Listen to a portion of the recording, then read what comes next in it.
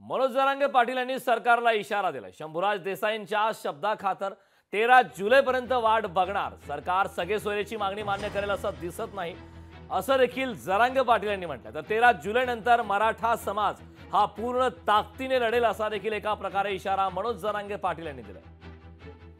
मला तरी वाटतं की सरकार दखल घेतच नाही, कारण ज्या नोंदी निघाल्यात, जे सापडायचे दस्तावेज तेही शोधत नाहीत, रेकॉर्ड शोधत नाहीत, प्रमाणपत्र द्यायचे बंद केले। याचा अर्थ ओबीसीच्या नेत्याचा प्रचंड दबाव सरकारवर आलाय, त्यामुळे मराठ्यावर 100% अन्याय होणार आहे हे आता आम्हाला दिसतंय।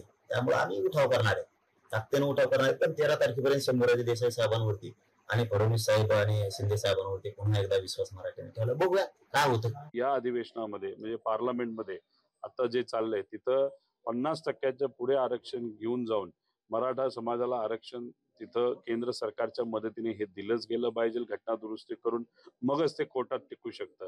तसं धनगर आरक्षणाचा मुद्दा आहे, लिंगायत समाजाचा आरक्षणाचा आहे, मुस्लिम समाजाचा आरक्षणाचा आहे।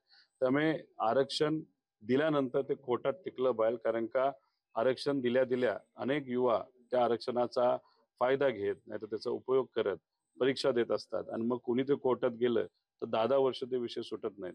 त्यामुळे कोर्टात टिकणारं आरक्षण जर द्यायचं असेल तर पार्लमेंटमध्ये जाऊन 50%च्या पुढे आपल्याला आरक्षण मर्यादा वाढवावी लागेल, जसं ईडब्ल्यूएस कोर्टाला केलं, मगच आरक्षण कोर्टात टिकू शकतं। लोकशाही मराठी ऐका, पहा, जागरूक रहा।